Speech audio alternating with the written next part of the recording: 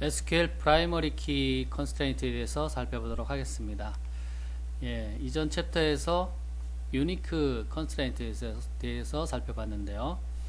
SQL 프라이머리 키 같은 경우는 당연히 유니크 컨스트레인트 성격을 갖고 있습니다. 그래서 데이터베이스 내에 그 지정된 그 레코드에서 컬럼 값은 유일해야 됩니다. 프라이머리 키 같은 경우는 유니크 밸류를 포함하고 있다. 당연히 그렇겠죠. 프라이머리 키 같은 경우는 널 값을 가질 수가 없습니다.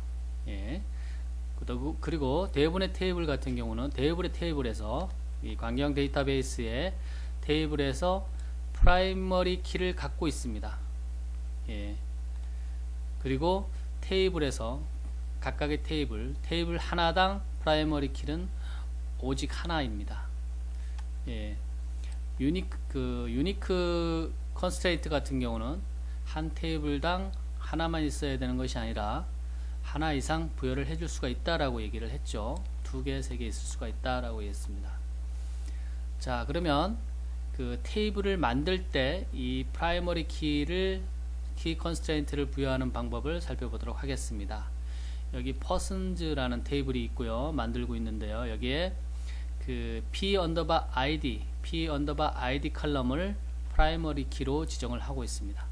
MySQL하고 다른 관계형 데이터베이스하고 조금 다른데요. 마찬가지로 여기에 보면 MySQL 같은 경우는 이 컬럼에 대한 정의를 이렇게 쭉 하죠. 컬럼 네임, 그 다음에 데이터 타입, 그 다음에 사이즈, 난널 같은 컨스트레인트가 여기 잡혀 있죠. 근데 이제 프라이머리 키 같은 경우는 이런 컬럼에 대한 정의를 한 다음에 하단에 유니크도 그랬었죠. 하단에 프라이머리 키 하고 프라이머리 키로 지정할 컬럼 네임을 이렇게 가로 안에 넣어주면 됩니다. 나머지 관계형 데이터베이스는 그렇지 않고 이 컬럼 네임을 정의를 할 때 그 끝자리에다가 이 프라이머리 키를 써주면 됩니다. 조금 다른 것을 볼 수가 있어요. 방법상의 차이일 뿐 기능은 동일하다. 자, 그 다음에 그 멀티컬럼에 프라이머리 키를 할당 정의를 해줄 수 있다 이렇게 나와 있네요. 여기 보니까. 그래서 네이밍을 지정을 해서, 그러니까 프라이머리 키의 이름을 지정을 해서, 자, 살펴보도록 하겠습니다. 여기 보면 방법은 관계형 데이터베이스가 다 동일한데요. 여기 보면 persons라는 테이블을 만들고 이런 컬럼명을 지정을 해줍니다. 지정을 하고 하단에 constraint, 이 제한사항에 대해서 constraint 하고 pk underbar person id, 그 다음에 primary key 하고 가로 열고 p underbar id last name 이렇게 되어 있어요. 자, 여기서 조금 헷갈릴 수가 있어요. 테이블당 프라이머리 키 같은 경우는 유일하다 이렇게 하나만 부여할 수가 있다 그랬고요. 그 유니크 같은 경우는 그런 제한사항이 없다. 2개, 3개 이렇게 지정을 해줄 수 있다 이렇게 나왔는데, 여기 보니까 그러면 이건 어떻게 되는 얘기냐, 유일하게 하나만 지정을 해줘야 되는데 여기는 지금 2개 지정되어 있는 거가 아니냐 이렇게 생각할 수도 있지만, 사실은 이 테이블 persons라는 테이블 안에 프라이머리 키는 하나입니다. pk underbar person id라는 키 하나고 이 프라이머리 키는 p underbar id last name 이 2개의 컬럼으로 구성되어 있다 이렇게 보면 됩니다. 결국은 이 테이블 안에 persons라는 테이블 안에 프라이머리 키는 하나만 있기 때문에 하나만 있어야 된다는 규칙을 어긴 것은 아니죠. 이렇게 됩니다.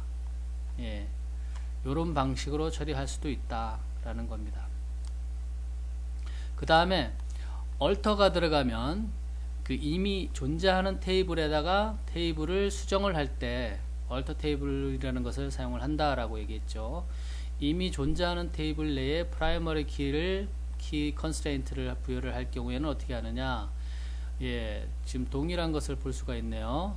관계형 데이터베이스 alter table persons add primary key, 유니크 할당해 줄 때하고 동일한 것을 볼 수가 있어요. 방식은 마찬가지로 네이밍, 멀티컬럼에 대해서 하나의 프라이머리 키 이름으로 지정을 해줄 경우에 어떻게 하느냐, alter table persons add constraint pk underbar person id primary key 이렇게 되어 있어요.